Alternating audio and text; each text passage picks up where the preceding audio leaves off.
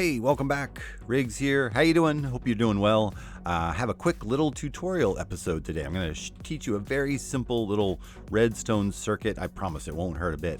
But yeah, it's a very useful little thing you can use to dispense gold at our new gold-loving friends here, these Piglins. Hope you're ready for them. 116 right around the corner. And they are willing to trade you all kinds of good stuff for gold. Let me show you the full list. Have it right over here in a chest. Yeah, there's a bunch of really compelling reasons to have a gold farm now, and basically you can trade in one piece of gold for all of these items. I've put sort of the maximum amount of items that you will get for each of these, but including quartz and gravel and string, and then the new soul speed enchant. You'll also be able to get the book, but yeah, a bunch of really nice things that you're gonna want to be able to easily trade whatever gold you have. You know, even if you don't have a huge gold farm, you're gonna want to have a setup where you can kind of easily dispense gold and collect all the stuff without having to stand around with them, because you know they kind of smell a little bit, to be honest. So I had messed around with a couple of designs that were much more complicated than they needed to be, using timers and all kinds of sort of complicated things, but finally came up with this design here, this circuit, which is pretty simple. And if you load it up with some gold, as soon as the pressure plate gets powered, it'll unpower the torch and then power it again. And what is happening here is a simple little redstone circuit, which I'll explain real quick. Essentially, the pressure plate is powering this block, which is inverting the signal on the redstone torch, right? So normally the redstone torch is on. If it's on a powered block, it turns it off.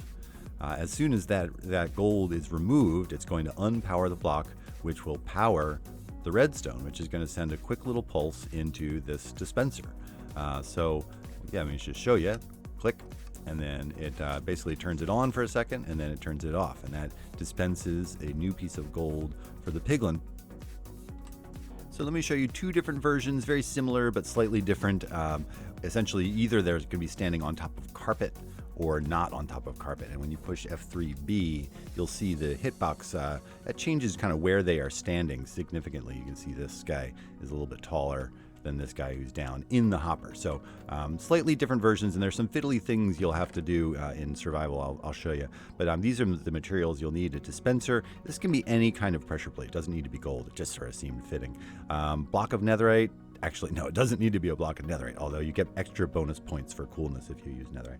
And then just glass, hopper, a chest, and then you'll either need just a block with a trapdoor or a piston to get the glass into place. But let's talk a little bit about how you're going to get these guys into place. I would recommend building the design first. So gather the materials, and I'll talk about getting these guys into place for a sec. Just in case you haven't seen Soul Speed, this is Soul Speed 3 on Soul Soil, which is just crazy, crazy fast. Whoa! All right, I wanted to show you how you can get these guys in place here. A couple of things you're going to want to know is they are not permanent mobs. They will despawn if you leave the area. So you're going to want to make sure that they are one of those guys that can pick up things and put them on. As soon as they put on a piece of your armor, they will be permanent mobs. You can also name tag them. Hopefully that guy will put on the gold armor in a second. Come on, put it on, buddy. You'll look good. Yeah, there you go. Okay, so now he will not despawn now that he's wearing some real items. And what I'm going to do is I'm going to take off my gold pants, and he's going to start chasing me. And as soon as he sees me, he starts chasing me. So what I'm going to do is I'm going to run to my little trap, and he will chase me. Come on. And then as soon as I have him kind of where I want him, I can put my pants back on, and then he'll stop getting angry at me.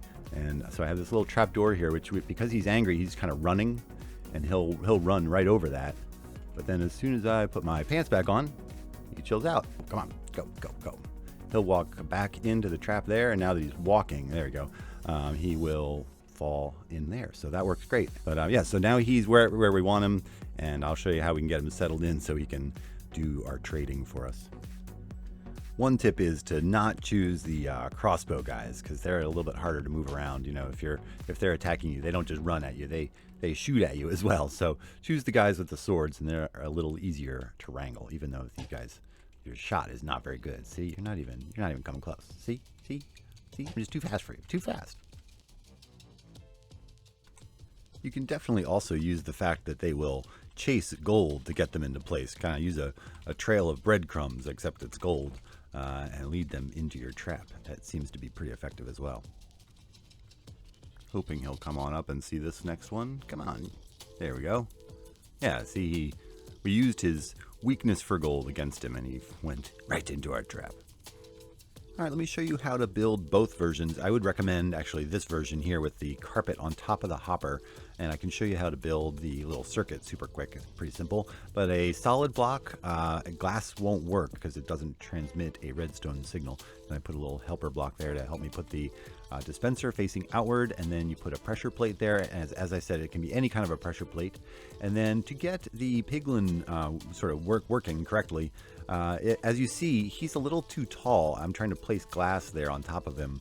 That won't work. So you need to have a piston on top, and then using a lever to push it down into place. We'll get that to work. If for some reason you happen to only have a sticky piston, one little trick is that you can put basically a little one tick pulse using a button on top of it, because as soon as you activate the button, it breaks the piston, which retracts it. So it just extends it and then retracts it before it even has a chance to pull it back. So just kind of a fun little trick. But what that does is creates a barrier. See, he's completely blocked off from the gold, so it won't go flying into the hopper. But what you can do is put a button on the side, and that essentially inverts the signal, gets the whole thing going, and he can reach through that little corner there and grab the gold, and he he evaluates the gold, figures out if it's good enough quality, and then drops the items into the hopper, and nothing gets lost.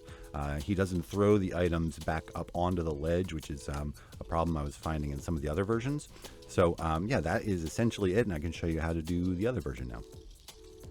So I'll show you how to build this one if you wanted to. This is just basically the same circuit, and it is a little bit shorter. So because he is down in the hopper, the dispenser is aiming right at his head. And then the way you make that work is by using a trap door, but kind of a funky thing. If you have just the trap door placed there without it being powered, this will invert the signal and then open it up again, which is a problem. So you put a lever on that and power it, which will keep it closed forever, even if you do power the block right next to it. So that's really the only difference. And you can see he still fits there, and he can grab the gold. And again, you can get the system. I don't have any gold in there. There we go. You get the system going again by doing the same thing. So yeah, same effect, but just slightly different version. And I wanted to show you how to do both of them. Oh yeah, one quick note, just cap it off with some glass so it doesn't go flying out. Yeah, I tell you what, these are some nice trades, and the only way you can get the Crying Obsidian and the Soul Speed enchant, which does come in book form also, by the way, but yeah, you get significant amounts of this stuff, iron and string and quartz and gravel, and yeah, it's kind of an everything farm. If you have a gold farm, you got it all now. So anyway, I think definitely going to be worth building, and I hope it was useful for you. Did you learn a little something? I hope you did. I try to make these things useful for you. So anyway, I hope you guys are doing great, and until next time, this has been Riggs, and I love you. I'll see you soon. Bye-bye.